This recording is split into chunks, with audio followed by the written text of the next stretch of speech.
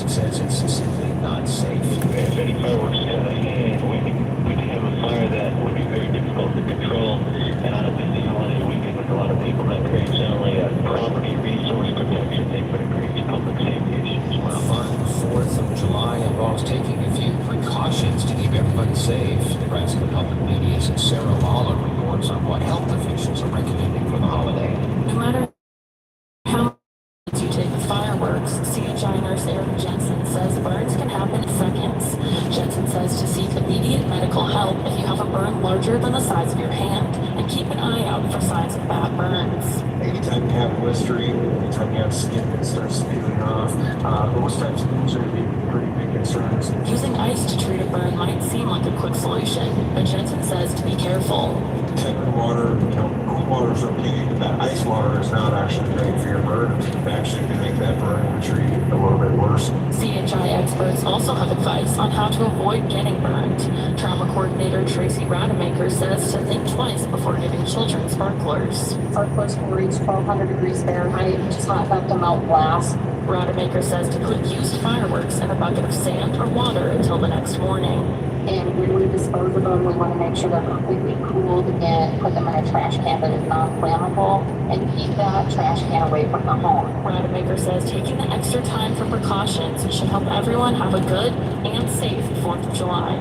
I'm Sarah Lawler, Nebraska Public Media News. If you don't have the right driving attitude, it doesn't matter how much knowledge or skill you have, you won't be a consistently good driver. Road safety specialist Kirk Van Pelt is with the Nebraska Safety Council. Everybody has a choice to make all around the road, and if we make the safest choice, even though we're in the right, legally, the safest choice is always the best choice.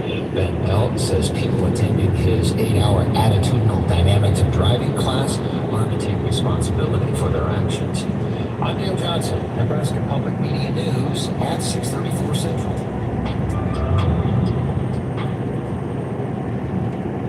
Support for NPR comes from this station and from Subaru, featuring the 2024 Subaru Outback Wilderness. With standard symmetrical all-wheel drive and all-terrain tires, it's designed for paths not yet taken. Learn more at Subaru.com/wilderness. And from Organic Valley, a farmer-owned cooperative dedicated to providing ethically sourced food from small organic family farms across the country. Learn more at ov.coop/ethically sourced. This is NPR.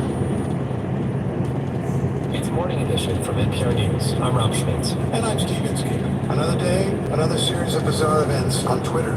Elon Musk is capping the number of tweets users can see each day. Social media channels typically want to draw as many eyes as possible to their content, so why impose limits on users instead? Let's put that question to NPR tech reporter Bob, who has been covering Elon Musk, gets an email from time to time. Hey there, Bobby. Hey, Steve. Okay, so what is Elon Musk doing? Yeah, I mean, for erratic Musk, this is something of a surprise. He says it's an attempt to crack down on companies that scrape Twitter for data. The idea is that if there's a cap on how many tweets users can read, companies won't be able to do massive data scraping. He originally said unverified accounts can read 600 tweets and verified accounts can read 6,000. After massive blowback, he raised the cap a few times and now sits at 1,000 tweets for those without blue checks and 10,000 for those paying. Musk says this is about artificial intelligence companies, right? They train AI models, as we know, by hoovering up tons of data from websites like Twitter. He says all the data scraping makes Twitter less stable for everyday users. It's hard to independently confirm whether this is really why Musk is doing this, but Steve, there is something we can say without question, and that is Musk is trying to make more money. Twitter has been burning cash for months, and by saying if you want to read more tweets, you gotta pay, Musk hopes more people will open up pocketbooks. Okay, well, I'm thinking like a lot of people. I have a loving relationship. I'm on Twitter a lot. I get a lot out of Twitter. But when I first found out I was being limited, I kind of wanted to say thank you for limiting my time on Twitter. How are other users responding? Yeah, you hear a lot of that. Some Twitter diehards are upset for that very reason. After hitting the threshold, you're now told your rate limit has been exceeded and you literally can't see tweets from that point on. But there are some other things to consider. For instance, governments and emergency services that use Twitter to get the word out about severe weather or other dangerous situations, now they could be cut off from the public. That could be a real problem. And advertisers are going to be restricted, and that will mean less revenue generated for Twitter. some context, this is happening at a time when advertising spending has cratered at Twitter. It's down nearly 60% from a year ago, so bad time to be messing with ad revenue. The new limits were also, so annoying to so many users that many once again said, I'm getting off Twitter, I'm going someplace else, maybe Blue Sky, maybe Mastodon. We've been hearing this a lot since Musk bought Twitter back in October. Yeah, wasn't there just a wave of people urging everyone to jump ship just a few days ago? Yes, because Twitter proposed a new rule that forced you to have an account in order to read a tweet. And social media experts say this is a very bad idea. It makes Twitter less open, less public, and more like a walled garden. Not to mention, if somebody sends you a really funny tweet and you want to see the joke, you can't unless you have a Twitter account. So that's kind of a bummer for people who don't have Twitter. But are these latest changes permanent? We don't know. We know that Musk says that the cap on tweets is temporary. The you need an account to view a tweet thing may be permanent, but users are having fun with this. Steve One wrote, just got rate limited by my 6,000th tweet and had to leave my office and spend time with my wife and kids for the first time in years. Turns out they're really cool. NPR's Bobby Allen, part of your unlimited diet of NPR news. Bobby, thanks so much. Thanks, Steve.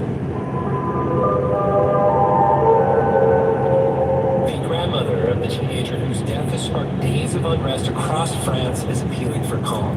Her 17-year-old grandson, Nahel, was fatally shot by a police officer last week in the Paris suburb of Nanterre. His death ignited a wave of anger and anarchy across the country. Protesters consider the fatal shooting a symptom of what many, including the United Nations, regard as systemic racism and brutality of the French police. Rebecca Rossman reports from Nanterre. This has been the soundtrack of France for the past 6 nights, as a wave of anger and violence has rippled across the country in response to the death of a young man. It was here in this working-class suburb of Nanterre where it all started. On Tuesday, Nahel, a teenager of North African descent, was stopped by 2 police officers after running a red light. One of them shot him in the chest. He was pronounced dead less than an hour later. The entire incident was captured on video. On Saturday, hundreds gathered in the middle of a spacious boulevard facing the Even Baptist Mosque in Nanterre for his funeral. The crowd grew louder and cars honked their horns as the white casket was placed into a hearse. He was a super happy kid, always smiling, says he. Like many in Nanterre, tells me she knew Nahel personally. That's when her voice gets political. The police are supposed to be here to protect us, not kill us, she says, adding that while she doesn't want to generalize, she's never felt like she could trust them. Police were notably absent from the weekend's funeral service, despite the large crowds and even a few scuffles. Rokhaya Diallo is a French journalist and social activist who has spent decades calling out what she sees as a culture of impunity in France's police force. What I can tell is that many of them knew that they could have been bad. She tells me she's been speaking to a number of young people in the area. Many of them have already had so many negative interactions with the police, like being brutally checked for no reasons, being abused verbally or physically at a very young age. And that may be why so many minors have been at the center of recent unrest. According to France's Interior Ministry, the average age of those arrested is only 17 years old. Some are as young as 13. Nordine Iznasmi is a community activist who has been living in Nanterre for decades. Like many, he condemns the violence, but says young people have a right to be heard. This is a generation that is telling the police, I'm sorry, but you cannot treat us this way, he says. We are saying, you cannot make us miserable because we look you in the eyes and call you out. French President Emmanuel Macron said that the teenager's death was inexcusable and unexplainable, but his government has stopped short of acknowledging systematic racism and discrimination within the police force. In broader French society, these issues are often considered taboo subjects. Rokhaya Diallo says although she believes the officer who shot Nahel will be sentenced, not much will change beyond that. The system will not be questioned in itself, so it's very easy to make an example out of him, but the problem is not that person. The problem, she says, is that it happens all the time, and the government still isn't getting the message. For NPR News, I'm Rebecca Mossman in Melton.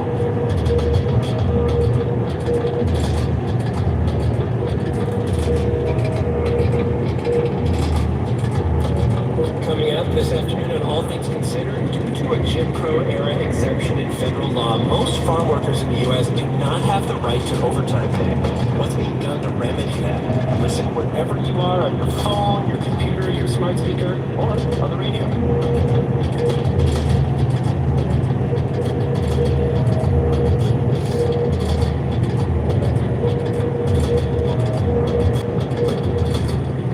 This is NPR News.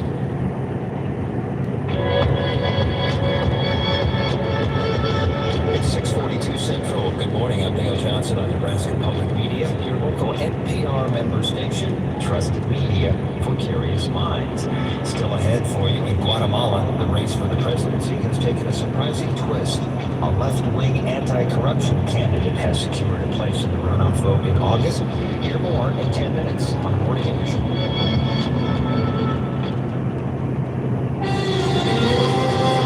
Someone's had the power to test our physical abilities and unite us behind a home team. It's competition for sure, but it's also politics, money, and culture. I'm Marco Werman. It's our summer sports show. Next time on The World. Bring you the world today on Nebraska Public Media at 3 p.m. Central. Support for programming comes from New Care for Kids, bringing Nebraskans together to ensure all families have access to quality early childhood care and education. NebraskaCaresForKids.org. And from Union Bank and Trust, locally owned with a commitment to lasting relationships. UBT offers customers personal and business banking as well as wealth management services. Union Bank and Trust, member FDIC.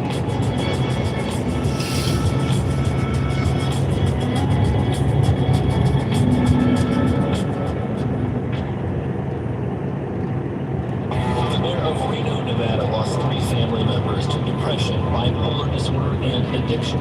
Now she's calling for cities to address the issue of mental health. Next time on Your Network.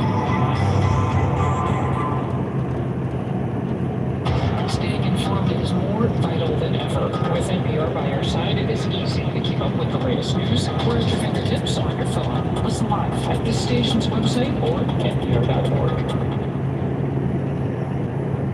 Good morning, I'm Rob Schmitz. Have you ever watched a superhero movie and thought, I wish they were singing? Disney heard some of you and opened Rogers the Musical over the weekend. It follows super soldier Steve Rogers, aka Captain America, for a 30-minute special. I got that part. No, I like these small and stature. But the scene, well, it's always spent with laughter. The one-act production is running through August at Disneyland. Next Morning Edition. Support for NPR comes from this station and from Raymond James, a firm focused on transforming lives, businesses, and communities through tailored wealth management, banking, and capital market solutions. Learn more at raymondjames.com.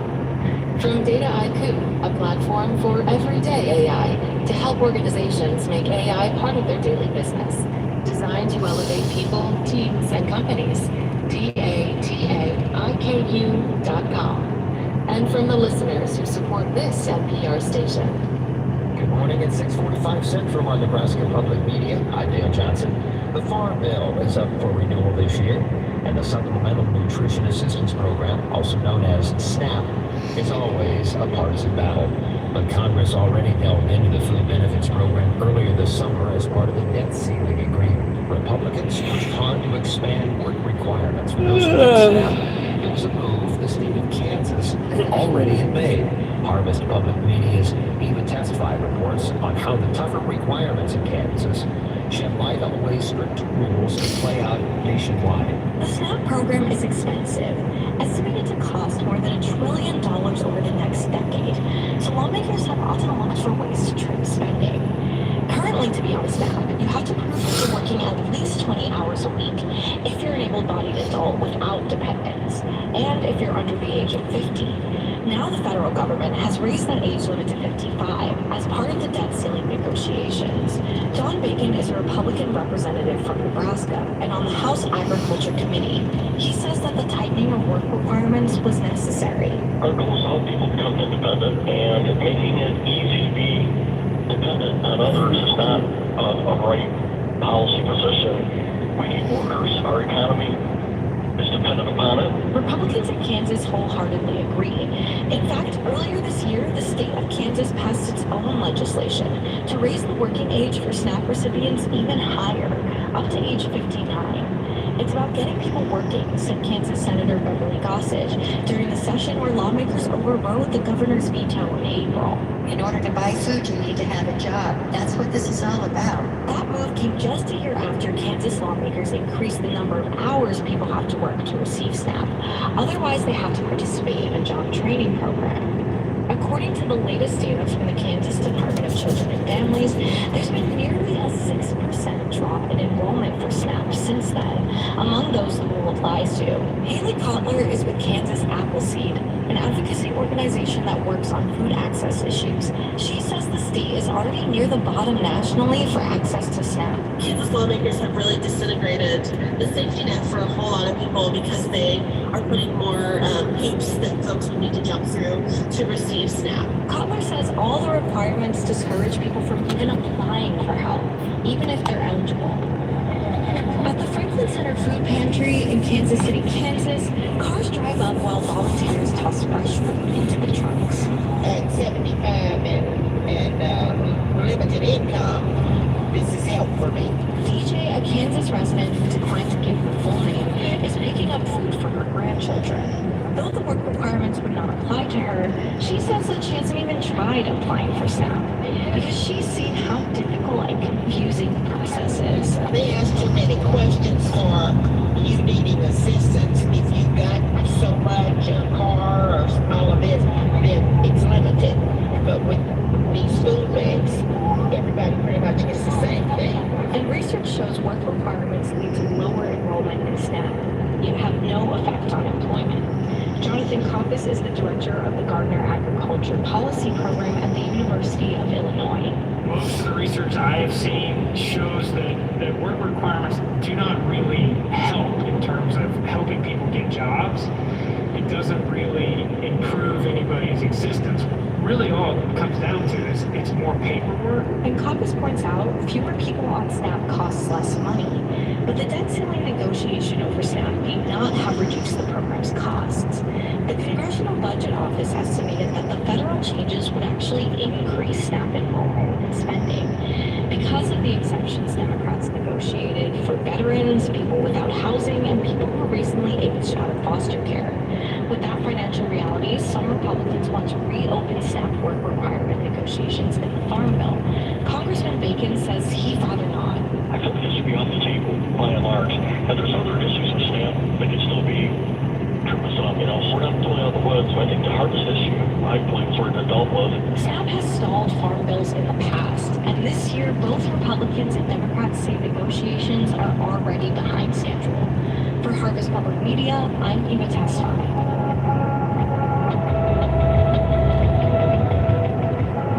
Harvest Public Media is a collaboration of public media newsrooms across the Midwest and the Great Plains, including the Nebraska Public Media.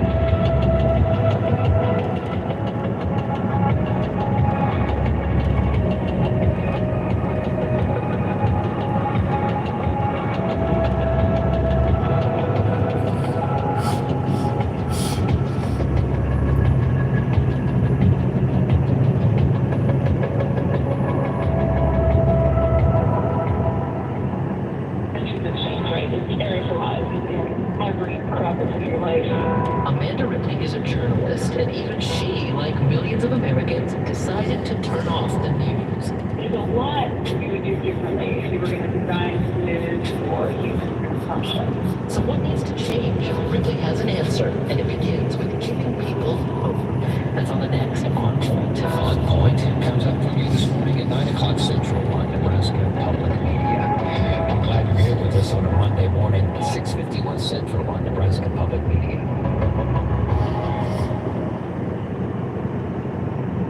It's Morning Edition from NPR News. I'm Rob Schmitz. And I'm Steve Inskeep. Good morning. Let's catch up on a presidential race in Guatemala. This is an often troubled country, the source of some of the migrants who head to the United States from Latin America. Based on what we know, the first round of the election ended with a center-left candidate making a surprise showing to get into the top two, a runoff. Maria Martin reports from Guatemala.